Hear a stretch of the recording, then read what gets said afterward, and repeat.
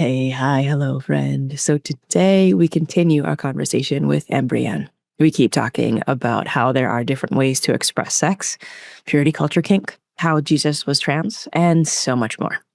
So without further ado, here's part 2. Welcome to season 7 of the Queer Consciousness podcast.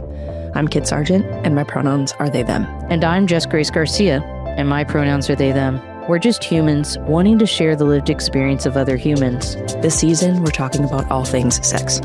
We want to have deep, heart-led conversations as we unpack what sex means to us and why it's so important to talk about it. This is a season of unlearning, relearning, and sharing about a topic that is still considered taboo. Because at the end of the day, we are all spiritual, sexual beings having a human experience, walking each other home. There was one client that I had recently, and I specialize in religious-related role play.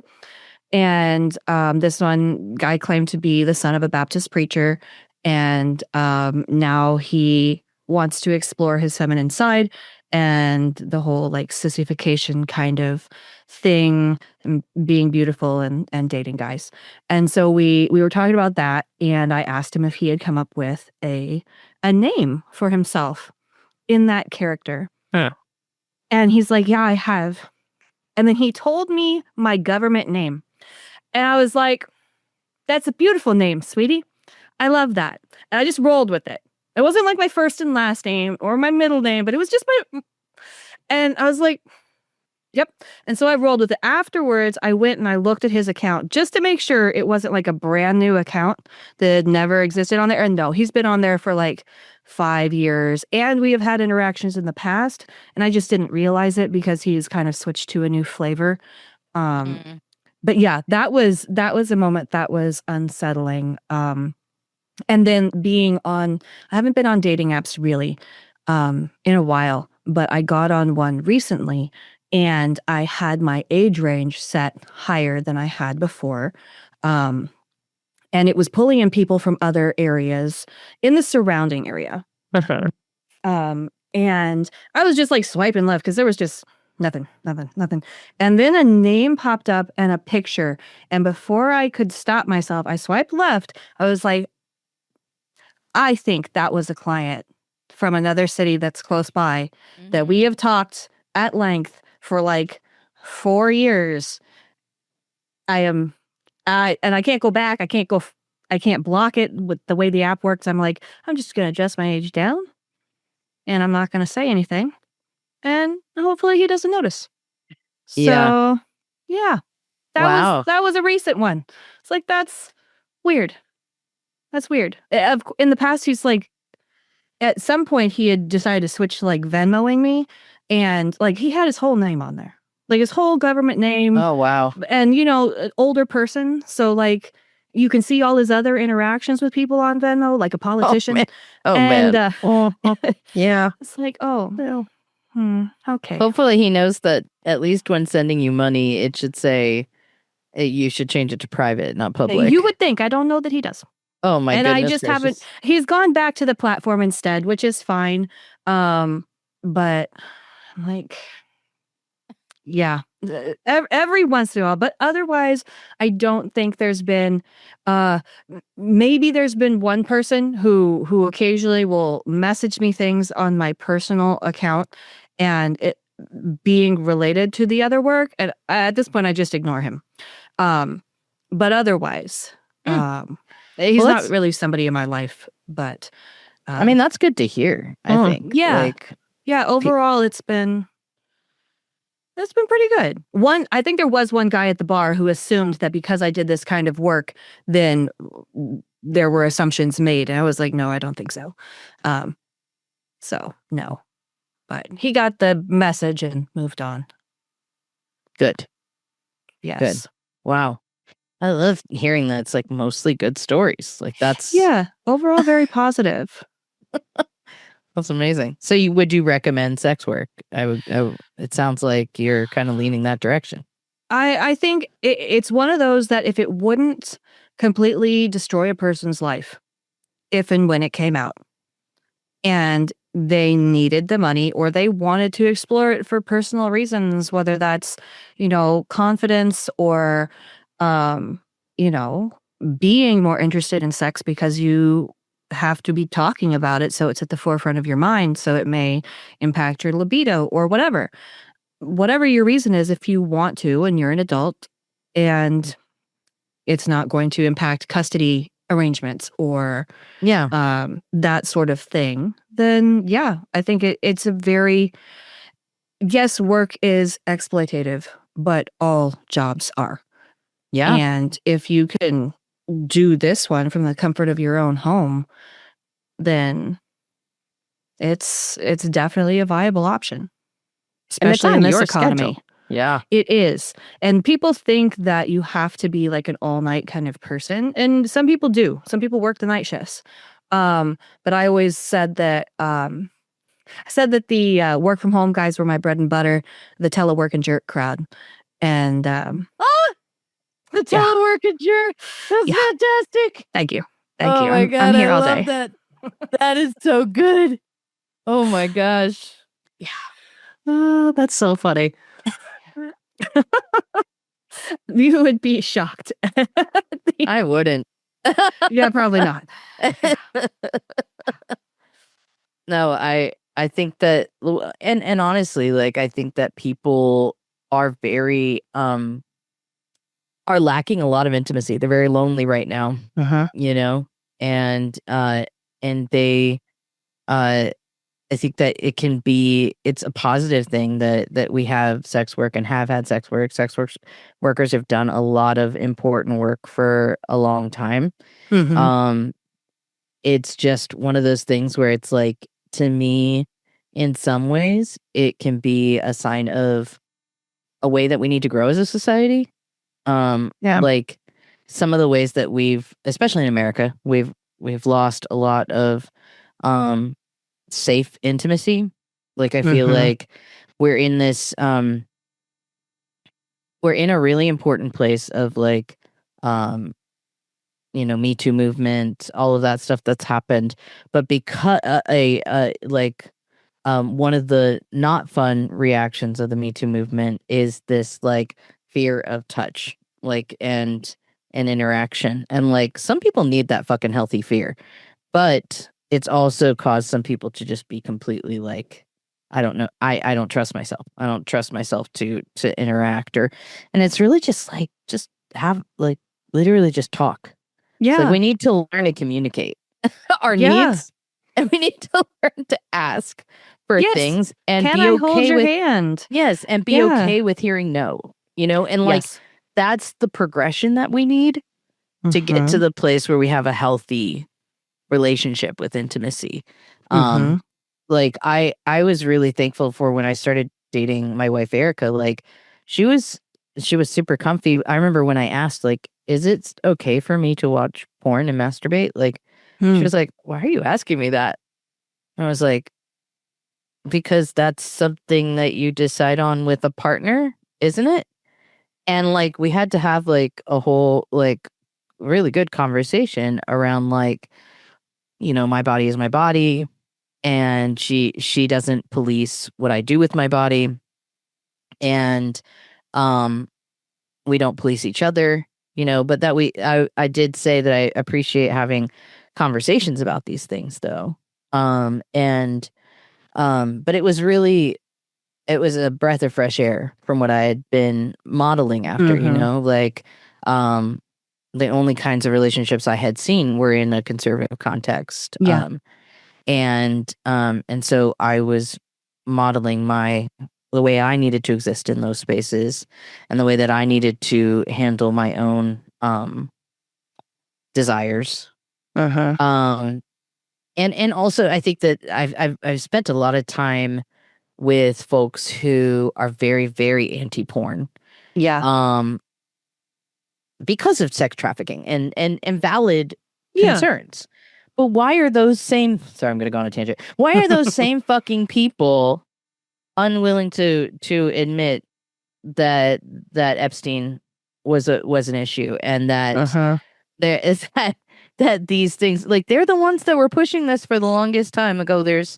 there's sex trafficking, there's child trafficking, there's all this stuff, and now we're literally seeing what that was, and now it's like, oh no, I can't see it. That's not it.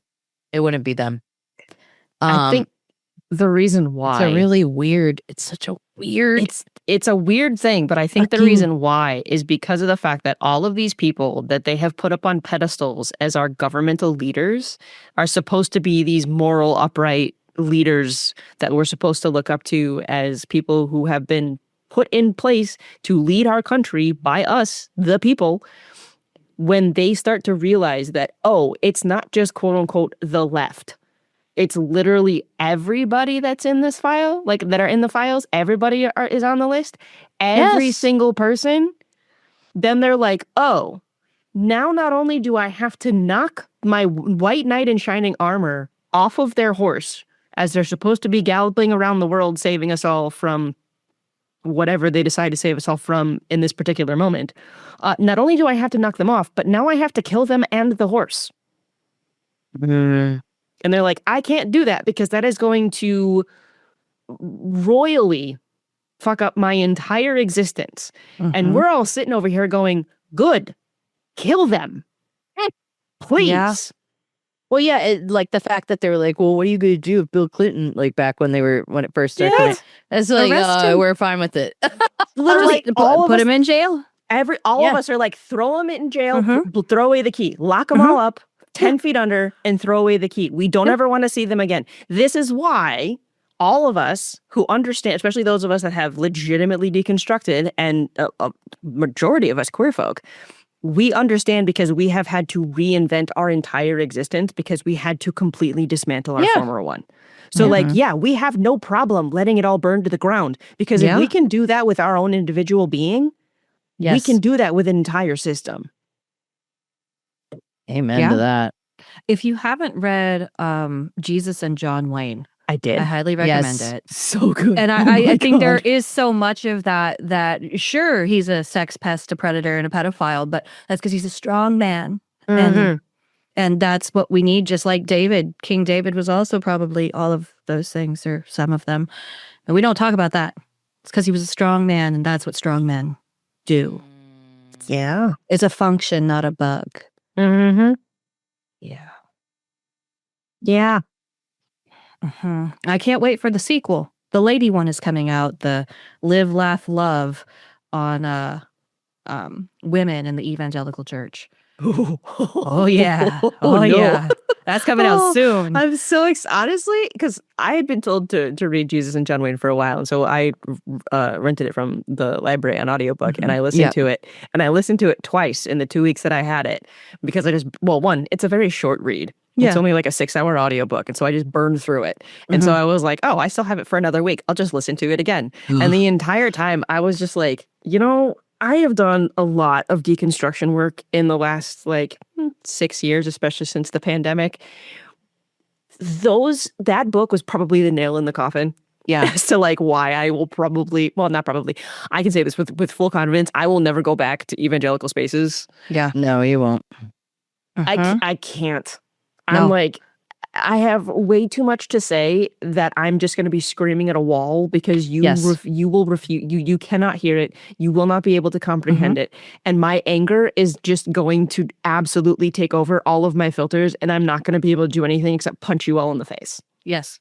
Yeah. I had to keep stopping the audiobook. I listened to it I think during lockdown, audiobook from the library, and I just had to keep stopping it and yelling at the audiobook, which wasn't necessarily productive, but it made you feel better. Yes, all of the history of homeschooling, the God. homeschooling movement in America, it was so. I'm surprised that they haven't turned it into a documentary, because they should. Yes. Yeah, I think it could easily be one, or even starting as a docu 1 season podcast kind of thing. I started it. It was kind of like White Fragility. It was one of those things where I started reading it and then needed a minute. Yeah. And then it took a minute to go back to it, and then I'd read it again and be like, oh. And so I haven't fully finished it. I definitely, now you guys are, it's come up twice in the last 2 weeks. So I think it probably means I need to go back and back. start over again and listen. It's I just watched. Be prepared. I just watched right before one of our previous interviews. I watched the Alabama Solution, and that was like kind of this weighty, heavy watch that was about the prison system in America, let alone in Alabama. And it's one of those things where it's like sometimes you just have to force yourself to keep looking. You can't, like, you want to look away, but you have to force yourself to keep looking. And yeah, going back to, you know, that relationship between, you know, being friends with a lot of folks who were anti-porn, it's been an interesting thing. You know, I've always been sex positive in a lot of ways, and I've always been not ashamed of porn, but like wondering what's the, like, without knowing the word ethical, I was like, what's the right kind of porn I can watch, you know, like that feels good to me. And I'm a very empathic human. I'm very empathic, and that means that, like, there are many times that I would search a certain kind of porn and I'd start watching and I'd go, nope, this doesn't feel right. Yeah. She doesn't feel into it. She feels like she's because I think you can fake it and still be into it. But that's an interesting thing, actually. And I think that like, when I say fake it, I just mean like you can put on a character, right? Like there are moments that, like, even in my own sexual interactions with my partner, it's like she knows that I am an audiophile. And if she gets right up next to my ear, I'm done in 30 seconds. If she just does a very specific sound in my ear for like a certain period of time, I'm done. I'm like, damn it, I wanted that to last longer. Could you have not done that right away? And it's so interesting because, like, that I know in that moment is she's doing it for me because she loves me and because she's enjoying getting me off. So it isn't fake, but it isn't that she's actually orgasming in that moment, but she sounds like it for me. Right. And so, like, that's what I mean. Like, that those two things can happen in a positive manner, right? And so, like, I think that there are, you know, folks who, like, even in what I specifically enjoy is gay boy porn most of the time, and that, like, for me has become, I think, the most authentic porn that I've engaged with and watched, and some of that has even been, as I've gotten to know more gay porn stars, and folks that I've worked with, folks that I've been friends with. It's like, yeah, I was into it, but also like this is how I help myself stay hard. This is how I help myself, you know, get, you know, like, keep going. And like, there's just like a multitude of things that are kind of more in that gray zone as opposed to in the, like, black and white of, like, I'm here, I'm into it, like, this is real. Do you know what I'm trying to say? I feel like there's like like a difference between I'm being forced to be here or this is my only option, versus someone who's like, yeah, I came to work today and I'm ready and I'm Yeah. and I'm willing. Like at Chick-fil-A, when they say it's my pleasure to serve you. Yes, thank you for bringing Chick-fil-A right now into this. Oh my God, this is going to be the clip. This is going to be the clip. They may not be feeling that much pleasure, but they're willing to be there and serve you your chicken sandwich. And that's okay. I haven't eaten lunch yet, and I really want a chicken sandwich. No, the funny thing is I'm like, I'm just sitting here going, it's the whitest of meats.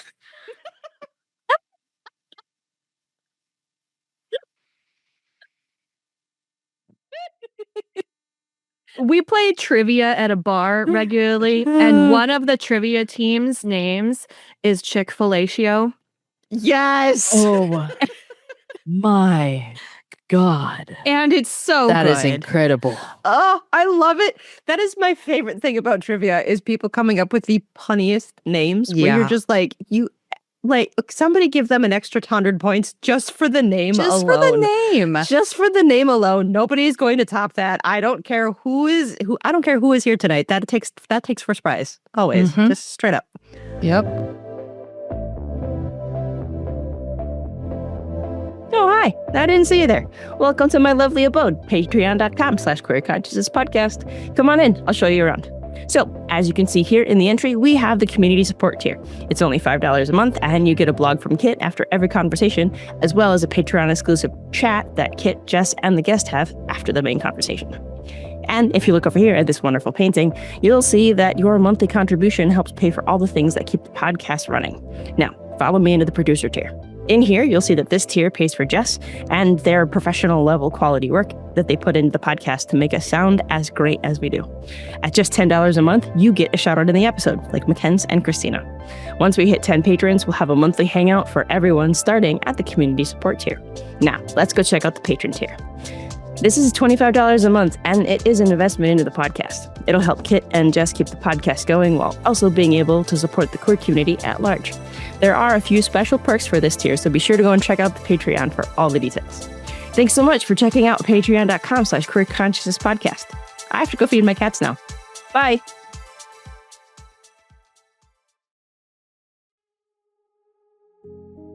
Hey, listeners of Queer Consciousness. Clearly, you have excellent taste, so we wanted to introduce ourselves. My name is Elise, they, them.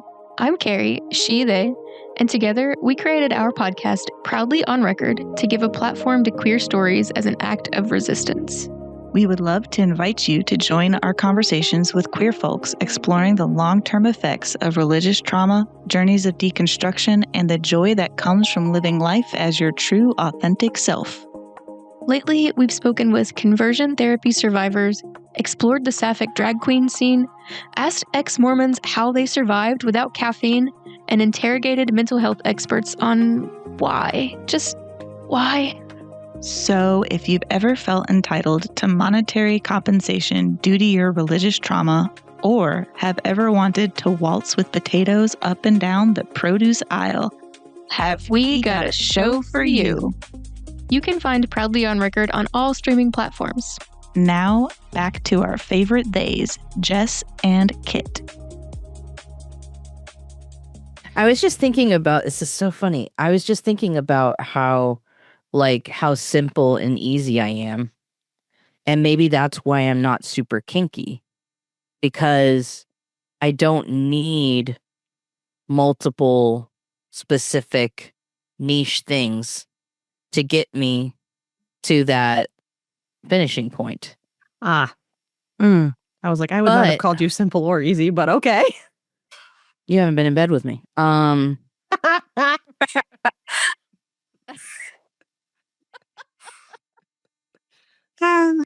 You haven't.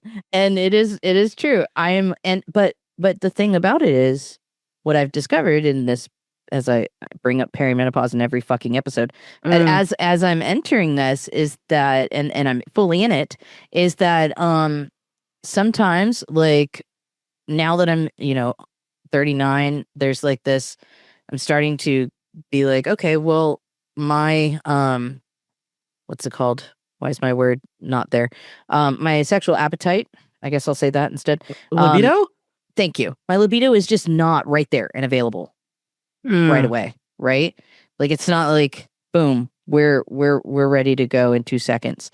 So now it's okay, maybe we do need a little bit more work, more mental stimulation, more disconnection, whatever it is that I need.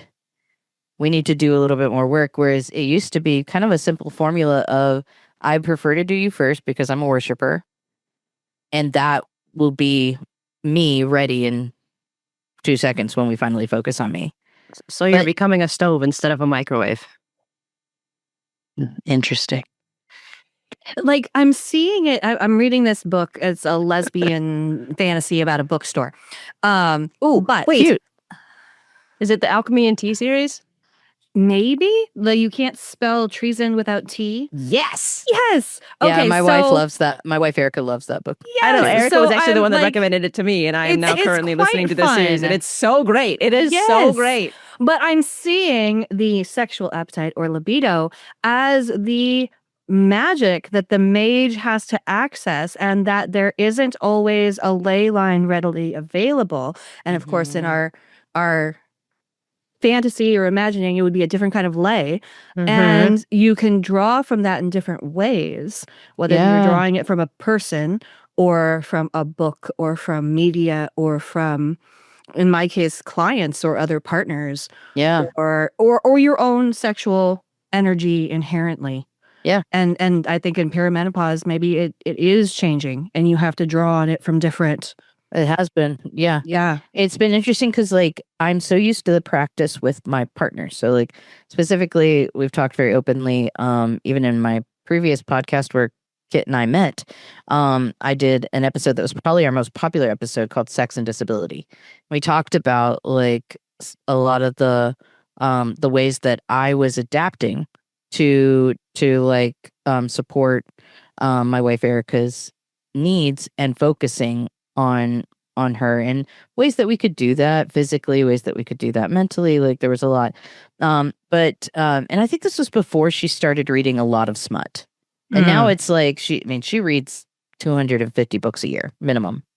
And I would say 50% of that is smut, you know, and that as a great ACE person, and as we opened and Jana's been in the relationship, we've been able to find like a really incredible balance. But there are moments that she will say, like, yeah, I was ready, but it was like 3 a.m. in the morning. I didn't want to wait to keep guys up and like bug you and all this stuff. And I'm like, did you not want to do that? Or did you just want to have alone time? And that's fine because, Yeah. or did you want me? Because if you wanted me, like, I'd be down for you to wake me up at 3 a.m. because we just don't have sex all that often. And like, I'm okay with that. And so it's been really, I don't know, beautiful, healing, growing. But one of the things is a book that she has assigned me as homework, and it's been my homework for 2 years, but it doesn't have an audiobook. And I've had a really hard time, like, I have a really hard time reading physical books. And it's called 8 Kinky Nights. And Okay. it's got a Jewish theme. That both of them are Oh, okay. both of them are Jewish, and they're both curvy, and one is autistic and one is ADHD. And I was like, okay, well, Oh, that's us. okay. And I'm gonna. yeah, I'm feeling it. Yeah. And it's kind of it's very much like sub-dom vibe. And she's like, this is your homework. This is what I want you to learn. And so sometimes I would say, like, mostly it's a positive thing that she reads smut. Sometimes the downside is that she can't get there because she's envisioning a certain fantasy that we're not quite meeting. Okay. Or I'm not quite using the language that she needs me to use. And sometimes it ruins it if she tells me exactly what she needs to hear from me. And so we're still finding that moment. And as I've shared a couple times on the pod, like, that one of the things is that we're open to finding a dominatrix that can, like, kind of do stuff to her while we watch, and we get to, like, kind of learn from the experience. An educational experience. Yeah. I could see that. And so we've been open to that, and she's really open to that. And also I think it would meet a certain attraction vibe, because, like, at the end of the day, Erica finds the people in the books the most hot are the ones that are the most like her, which is really funny to me. And also telling and super cute. And I'm like, yeah, I can see someone getting someone like that, and being able to, like, really be into it and, like, enjoy watching as a conversion, like, that aspect of, like, enjoy watching my partner get joy and pleasure, even if it isn't the kind of pleasure I want to give. Like, because I'm not I've always had a hard time because I was disciplined with a belt, because I was disciplined with things like that. Like, it's harder for me to get into a leather space, whereas some people have reclaimed it. They've reclaimed leather as, like, a part of their sexual experience. And so, but that's just not what has happened for me yet, or if it will, I don't know. But that's been kind of like this interesting, like, place of finding that balance. And Jana and I are a little less kinky. Erica is, like, just brilliant. She's kind of got like she's autistic and has just a level of intelligence that I've always just said, like, genius level of intelligence. And so my kinkiest friends tend to be that way, and I'm surrounded by them. Yeah. And surrounded by brilliant fucking humans who are also kinky as fuck. I think sometimes, or for me, I see those two going together in that sometimes it takes that utter dynamic shift and these very in your face things, whatever they are, to shut your mind off in a way and get you into that space because you are like more of a cerebral person or whatever. It helps with that focus. Yeah, I think that makes complete sense. You know, I'm a very, I mean, I definitely live in my head at times for sure. And I'm a Pisces, so like I'm always like I'm over processing. But I'm very heart centered at the root of it. My decisions come from my like right here. My decisions come from my heart. Even if I spend a lot of time processing up here. You know? So yeah, I feel I don't know. Maybe that just makes me simple. I don't know. But it's nothing wrong with that. I'm a bit easier. It's been an interesting adjustment this last year of like not being easy. And it almost feels like it felt like for a brief time a loss of confidence. Yeah. Because anytime that my sacral area has been affected, whether it's physically affected or my confidence has been like it just reduces that confidence. And that affects like lots of things. That affects my like the way I interact with people. It affects the way that I interact with my career. It affects lots of things. And so I've noticed like since for me a direct line of Jana joining our relationship and me having more of my needs met sexually, I've had a lot more energy to take on the world and do the things I love to do. So I'm curious if with some of your like long-term clients, some of the folks that you've been working with and that you've seen, maybe they've shared with you their things about their personal life. I'm curious if you've seen them like kind of come out of their shell or like grow in certain ways because they're getting needs met through your relationship. That's an interesting one because sometimes it's hard to know and you can only know what they tell you, of course. Yeah. And then of course what they tell you could be true or it could be part of the kink. So sure. knowing can be difficult. But I will say there was one client for a while and we would talk fairly regularly, once every couple weeks, maybe once a week. And our conversations, sometimes they were not necessarily sexual, but they were just kind of talking about how he wanted to identify as gay instead of bisexual. He wanted to focus purely on his attraction to men.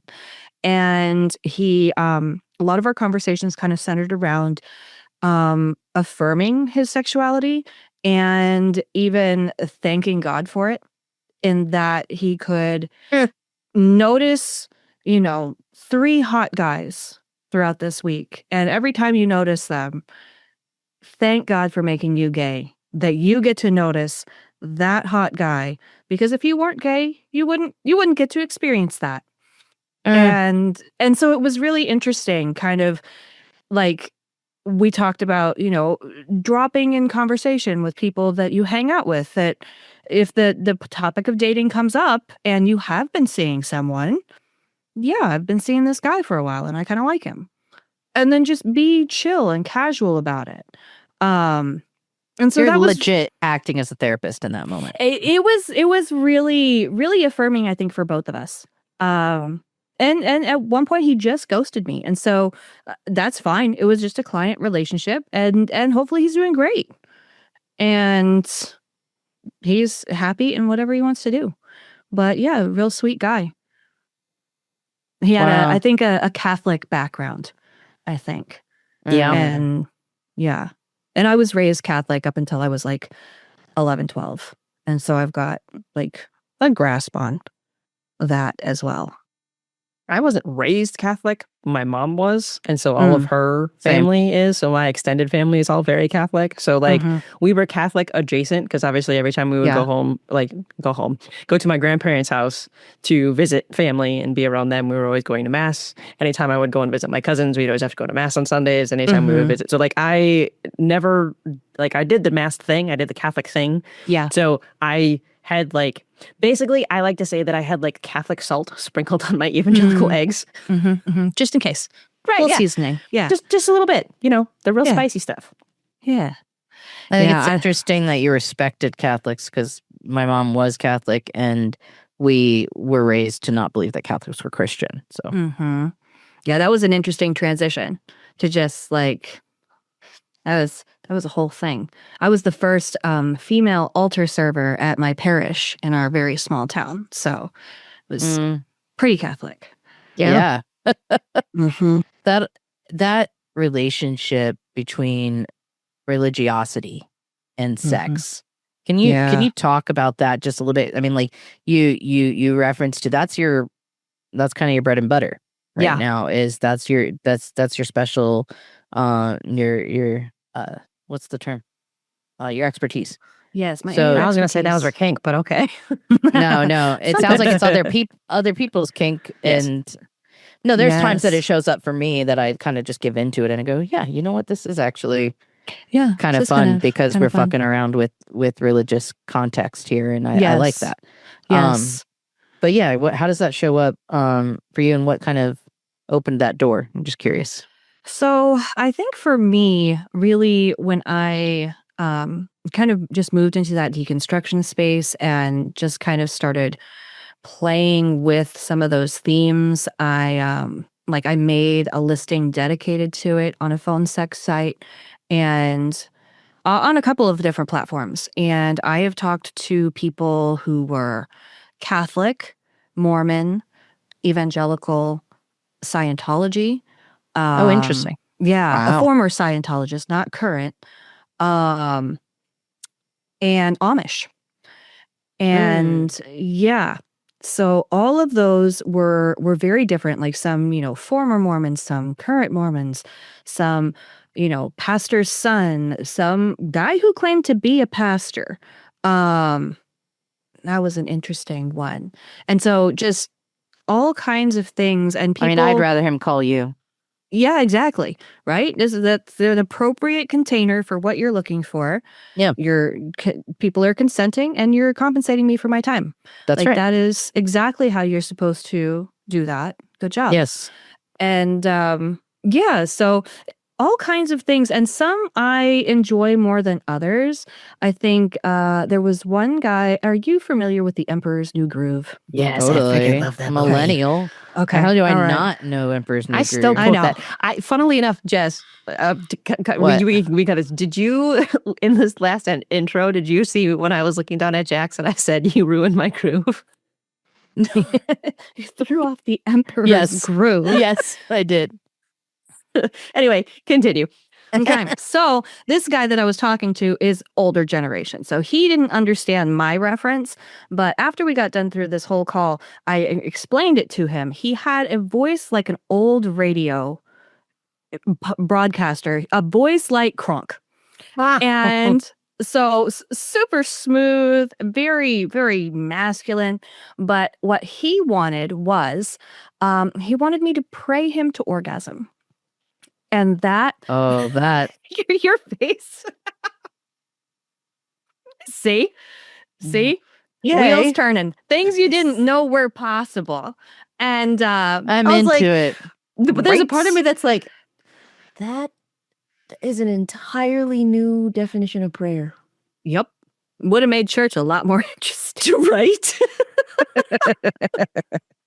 Although so my question is, were you praying to him or you were praying to God to get him to that place? So for this guy specifically, I've done different things in different ways. Some people want to be shamed, and in that they enjoy the shame aspect or the degradation. This guy wanted to be affirmed, and that God would be pretty cool with him, enjoying himself.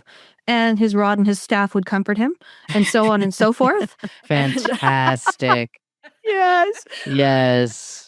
Oh my God. The amount of Bible verses that you could use in your it's basically a soliloquy to orgasm at that point.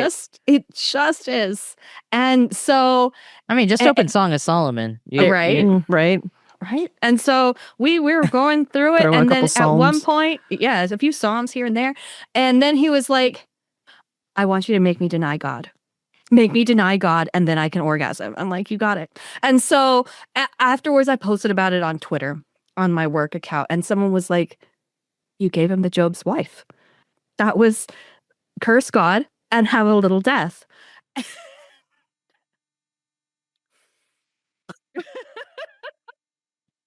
Legitimately could have made that's so good, but you could legitimately have called a package that. Yeah, Like, the Job's it's wife. the Job's wife. Mm-hmm. What's wild about that is Job was a formative book for me at like 14. Yeah, it was big for a very different reason. Yeah. Very, very different reason. But it's that is wild now. My little 13, 14-year-old brain is broken for half a second. That's why I just stood there with my mouth open. Yeah. I think it absolutely has to be a package, Job's wife. And That's so hilarious. it was so fascinating. Real nice guy. And I think I talked to him maybe twice. But yeah, like an hour-long call in which we, had conversation, talked about his experience growing up, youth group, bathing suits with t-shirts over them. Yeah. And Yeah. For a minute there, I was into watching confessional porn. For a very brief moment. There was like a gay confessional. Someone was doing it, and then I haven't seen it in a while. I think it just kind of popped up in my like gay boy porn searches. Yeah. And I was like curious. And I was like, oh yeah, that's hot. I'm into it. That's fair. I'm into it. But that's also because I'm into power dynamic stuff. Like as much as I don't want that in I want different parts of power dynamic in the bedroom, but like I think part of it, and I've of course I've been curious about like why am I into this specific kind of porn. Part of it is I think that I like to not be a part of the porn I'm watching, like just like in any way, like my body does not reflect what it is that is happening on the screen.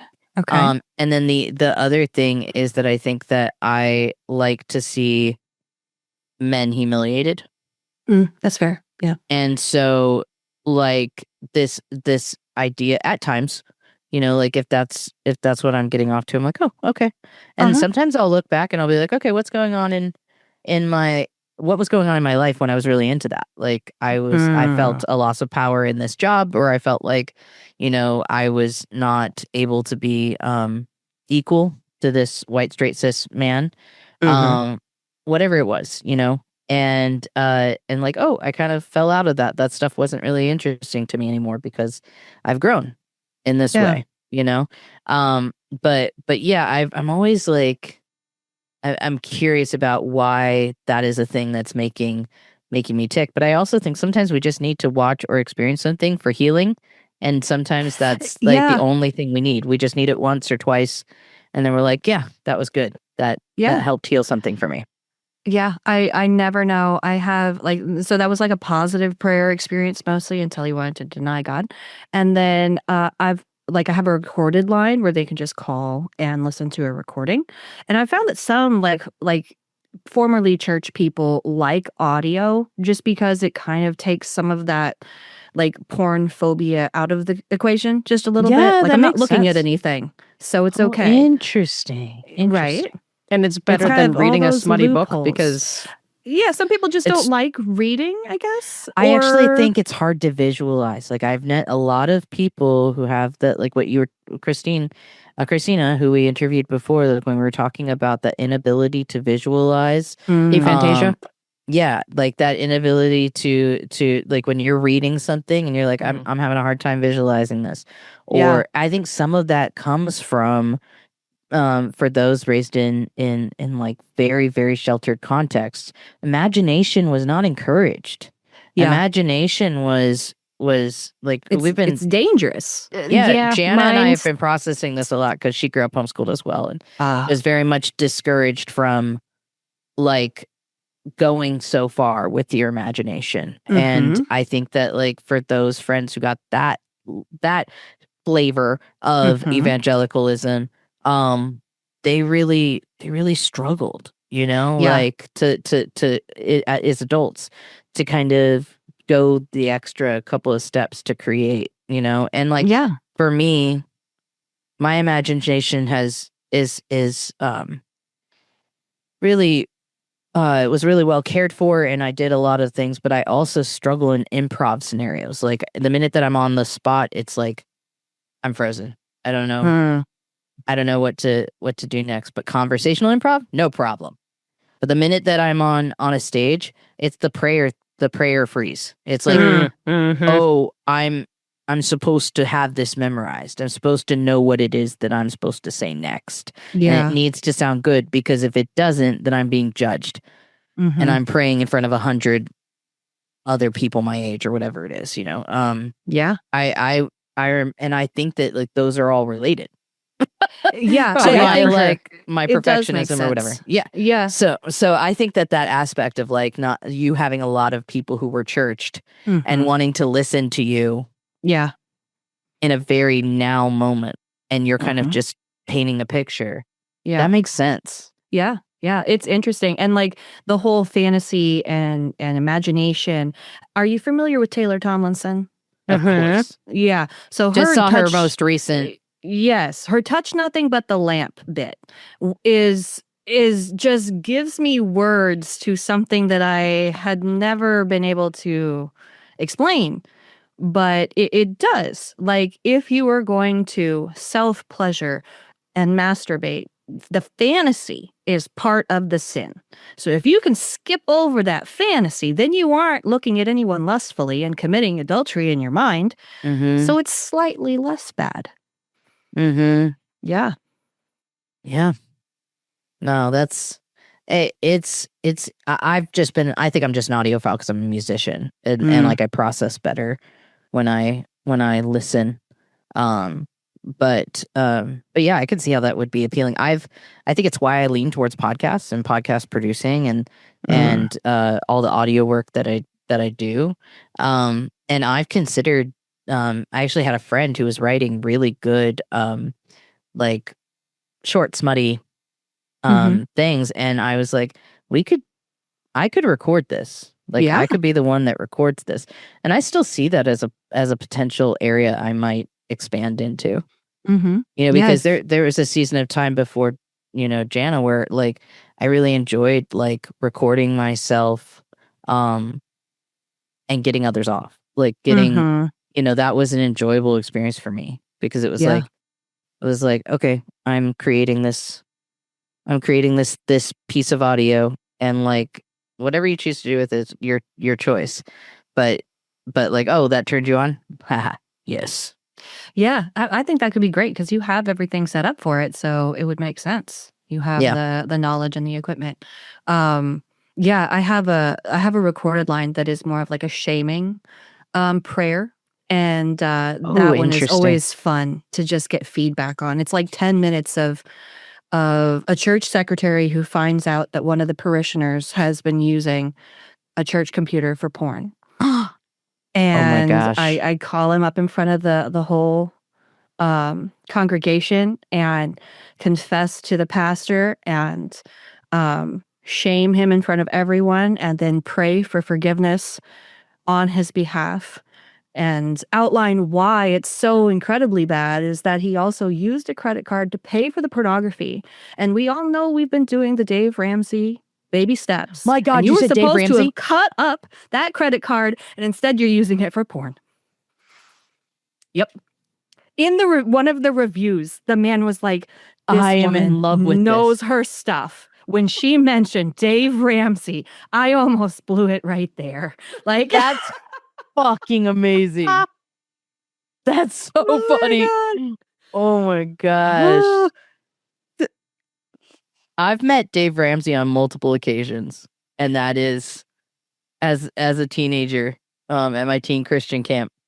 See, there are sometimes he was very good friends with the owners of that camp, and would come there and speak a lot. And so I actually know him. So that is crazy. I love that. I love that.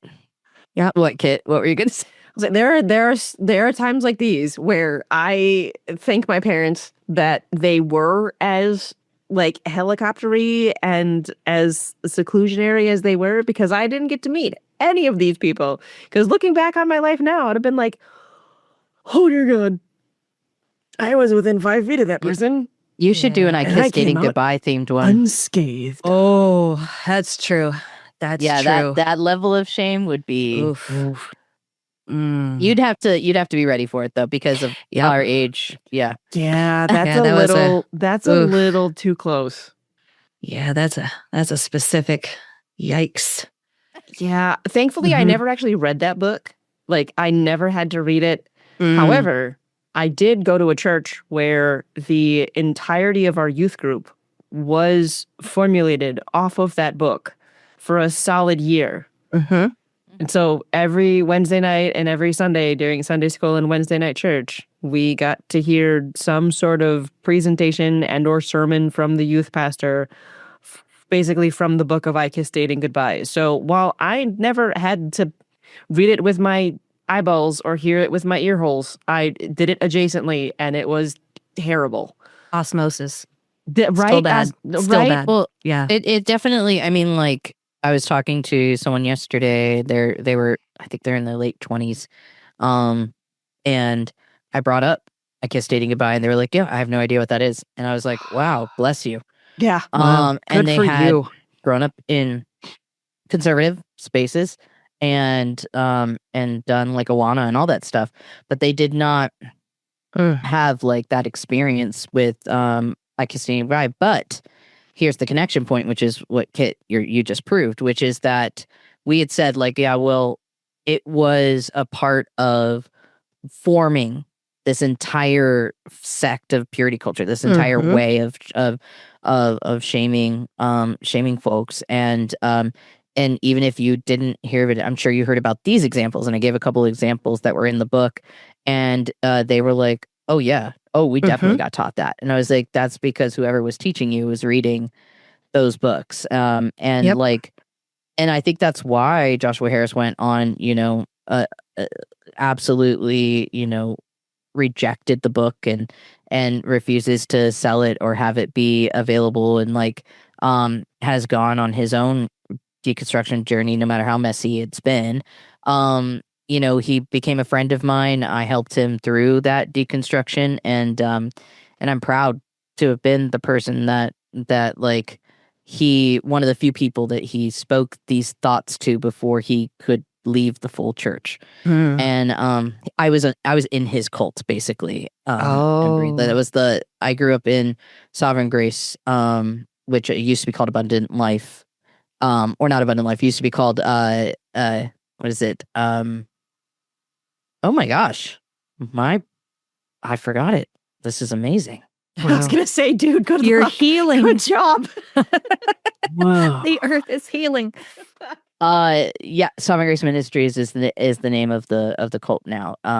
But People of Destiny was the original name, which is so culty that they had to change it. Because they were worried people would think they were like the Kool-Aid drinking cults. Which they were worse than that, to be honest with you, in my opinion.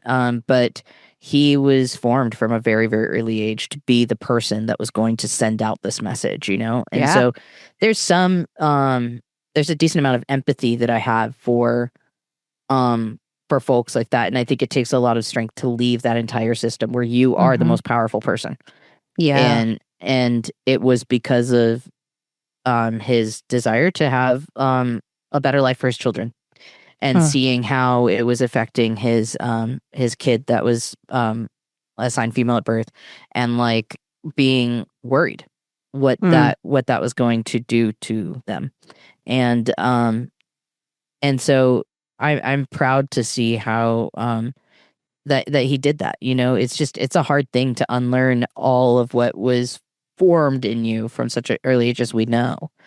And he's perceived as white, and he's straight, and cis, and so like that comes with its own challenges. I'm really thankful not to be that, because I feel like it gave me more of a head start on all of the deconstruction that I needed to do. Like I say, I'm so thankful for my queerness for that reason. You know, like it gave me a head start on all of the things that I needed to do, you know. But yeah, I that would maybe fly too close to the sun, doing an I Kiss Dating Goodbye shame series. Yeah.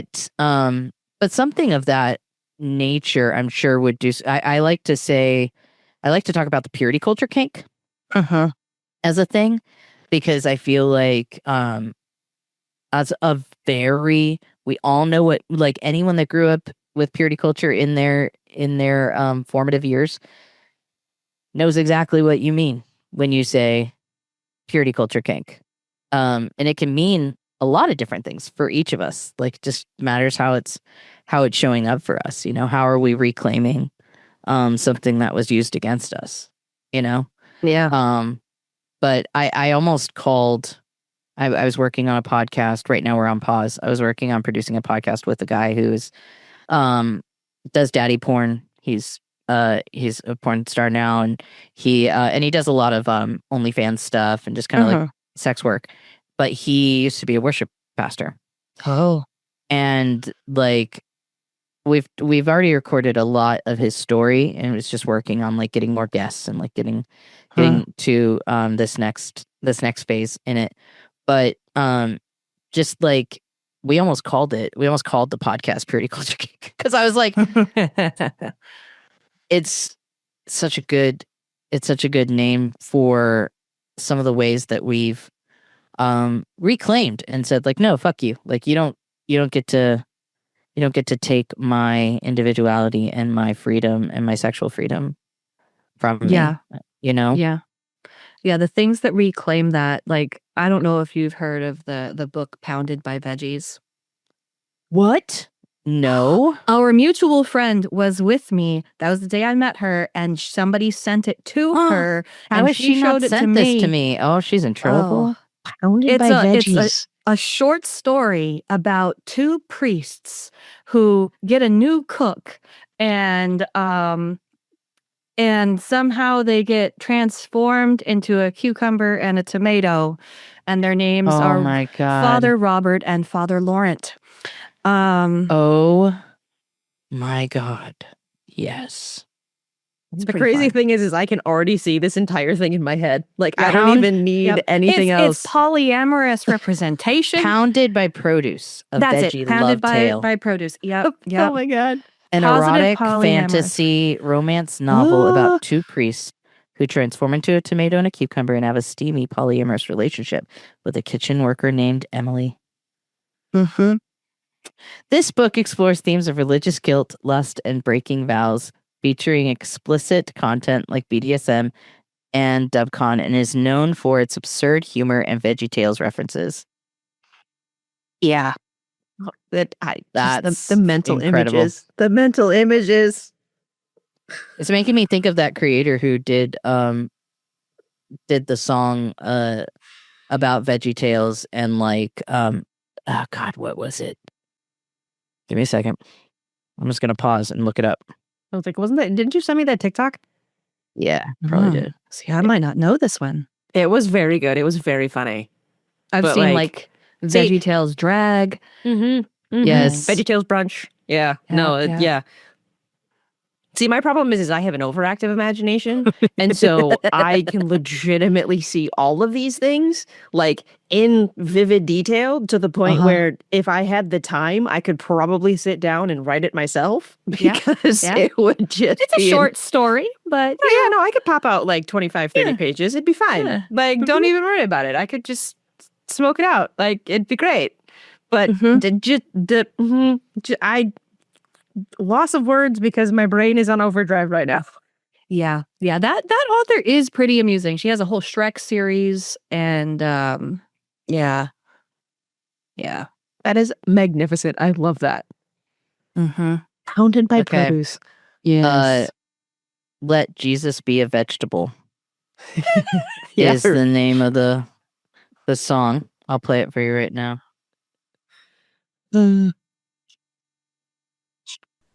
Creator's mother said that wasn't right. 'Cause Christians wouldn't dare to render Jesus in a form that's unaligned with what he probably looked like. I remember it now. Yeah. Yes. They also couldn't show the vegetables feeling God's redemption, 'cause that honor is reserved for man alone. So good too. Yes. Christians would never take a random food and burn it with sacred undertones. But the world is off its rocker, and perhaps it's time we made a little change. So I say, let Jesus be the vegetable. For vegetable we say, when Jesus had his run, and broccoli Jesus take his place. Let Jesus be the vegetable. Let those damn vegetables find God. It's time we ditch the wafers, salt and kale, and broccoli as the bar. Jesus be the vegetable. For vegetable they say, that's the food. That's the bar. Astray. Jesus, you're a vegetable. You're a vegetable from flesh. This world could use a miracle. Let's put these veggies to the test. It kind of reminds me of the one of the podcasts I used to listen to. Oh, fucking good. And they So would good. do like they would basically recast different popular movies with characters from the Bible. Okay. And they were like, the only thing we will not do is we will not cast Jesus or God as any of the characters. So like they would take female characters, they would take male characters, and they'd be like, Joseph was playing this guy, Judas was playing this guy, Moses was playing this guy. And they would just do that for like super popular movies. And it was really entertaining, but it always cracked me up because I'm like, Jesus was still a guy. Like Right. at the end of the day, he was still just a dude. Like, pretty sure he woke up with morning wood because apparently that's what men do. Like, if you have a penis, it stands at attention first thing in the That's morning. not just men. That's not just men. That's fair. If I'm you, like, say, he's still. if you say he didn't, you're denying his humanity, and Literally. that is sacrilege. That. you. Heresy, right there. Amen. See, the Mhm. thing So and that's then, the thing was that- Jesus an ass or a tits man? You must decide. Ooh. Or both. I mean, like, why wouldn't Jesus appreciate all? Like, to me, Jesus That's is probably true. demi. I'm Because like, Jesus Jesus was either demi or he was, appreciated and was- pan as all hell. Yeah. Yeah. Because Yeah. he had to appreciate he had 12 everything. best friends. Yeah. 12 male Yeah, he best did. friends. Not only that, Hmm. but he legitimately had a harem of women. Well, all those women supported him financially. That's what it was. They did. They did. That's how sex workers is what kept Jesus's message alive. But he had a harem. I mean, I don't know. Ladies if they with were, rich husbands. Yeah. Yeah. Like, He he was had not- whip. He was not an actual, like, he was not a pimp in the pimp per se. However, he did have a lot of rich women paying him to do his thing. Mm-hmm. He That's had true. a harem. Like, he was, like, realistically, Jesus was every male's dream person because he's like, I am having a ton of rich, attractive women pay me money to just exist. Hang out with my 12 bros. Right. I get to hang And out with all of my podcast. best buds. Right. Basically, that's what he, like, realistically, he was a dude, bro. Yeah. Like, he's like, I get to have rich women pay all of my things. I get to hang out with all of my best guys. We get to go fishing. I get to stand around and just have everyone listen to me for hours on end. And then they come and bring things to me, like food, because apparently we need to eat. And I like to eat. And I want to make sure that everybody eats. So we're all going to eat. Yeah. That's why I say that I think he'd be in my friend group. Like, he feels like the queer bisexual boy that I like really enjoy hanging out with. Yeah. Oh, He'd be 100%. cool. Either that or he would Yeah. be like he would be the token straight guy where he's like, no, I love everybody, but I Yeah. only want to have sex with women. Mm. I don't think Perhaps so. Also I don't into either. feet. I don't either. Because realistically, Jesus was trans. Yes, Jesus was Yep. trans and into feet. Yes. Very into feet. That's so exactly right. What was That's your so mistake? true. Let's be honest. I Let's had be a honest, pastor who was folks. into feet. Yeah, there was a guy that called me, said he was a pastor into feet. Yep. I have That never was a- understood the foot fetish, but then again, I don't have to because it's not mine. Yeah. Yeah, it's okay. It's yeah.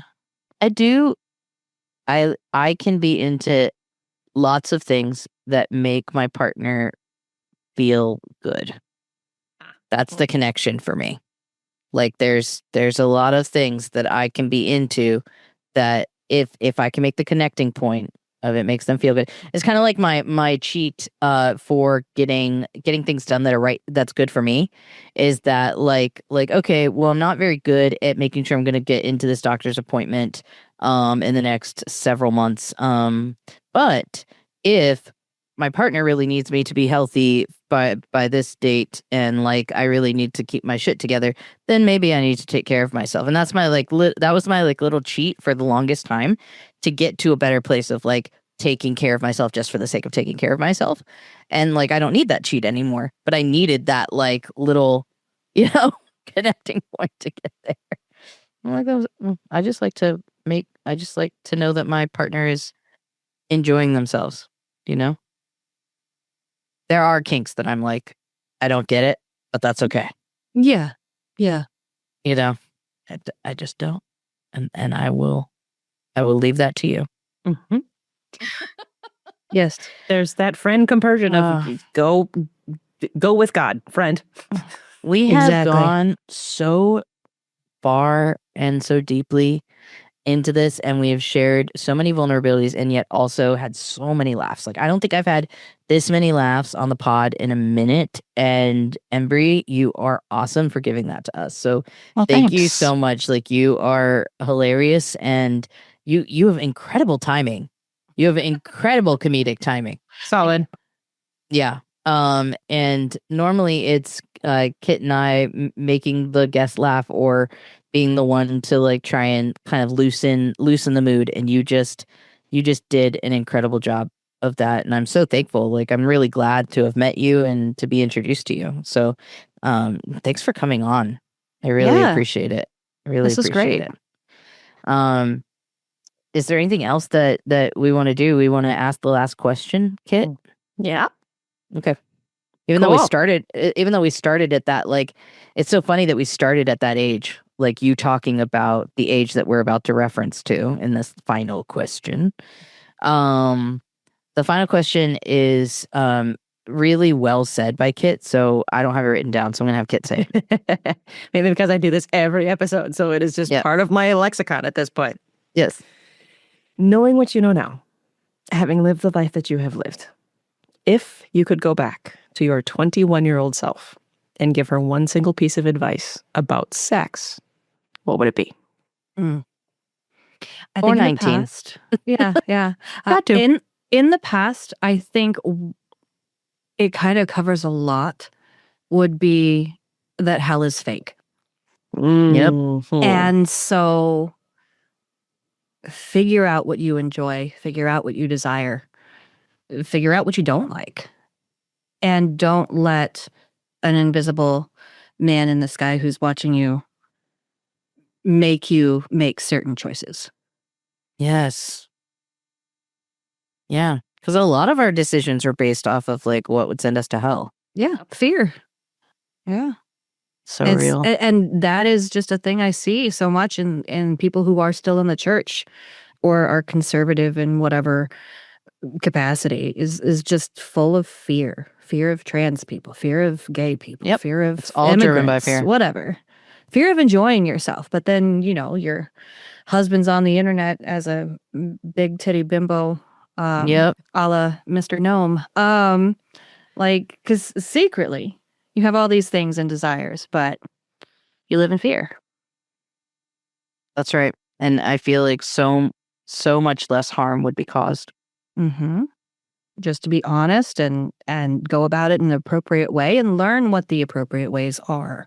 Yep. So that you don't have to hide it, because then one secret and one sin is equal to another sin. Yep. And so then you just keep going. Yep. That's exactly right. Indeed, Yep. That's indeed. incredible advice. I love that advice. Is there anything you want to share, like that is your social media that you want to share with us to our audience to go and check you out, or Remain a mystery. yeah, Yeah, I'm on a lot of social media as EmbryAnne or EmbryAnne42. Either one should pull me up on TikTok, Instagram, Facebook. I'm working on, now that I have a master's in counseling, dipping my toe into the deconstruction and intimacy coaching. So kind of that, as well as tarot reading. So hell yeah.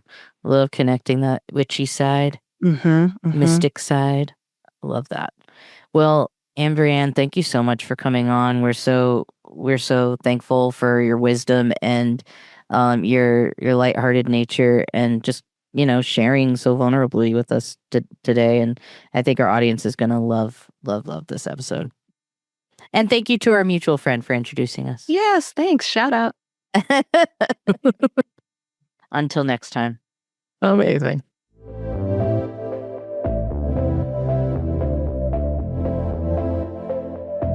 This podcast is hosted by me, Kit Sargent, co-hosted and produced by Jess Grace Garcia of Springwood Productions, and the theme music is by Brian Smith of Holy Holy Music Productions. If you could do us a huge favor and please like, follow, comment, share, do all of the things on all of the socials. You can follow the podcast on Instagram @_queer.consciousness for all the latest episodes, as well as any other exciting news. When you're listening on Spotify, please leave a 5-star rating and use the comment box for anything you'd like us to talk about. When you're listening to Apple Podcasts, please leave a comment and a 5-star rating. If you'd like to be on the podcast, send a message to queerconsciousnesspod@gmail.com. If you'd like to support the podcast, check out our Patreon at patreon.com/queerconsciousnesspodcast. We are trying to grow as organically as possible, and this helps other like-minded people who want to empower and encourage others on their journey. So until next time, remember to stand in your truth and know that you are worthy, just as you are.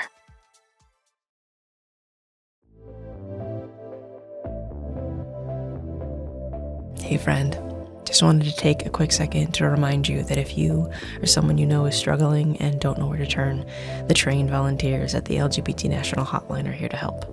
Because sometimes the strongest thing to do is to ask for help. The National Hotline phone number is 888-843-4564. And if you want to check out the other things that they have available for them to help you with, you can check out the lgbthotline.org in order to be able to see all of the services that they offer in order to help our community.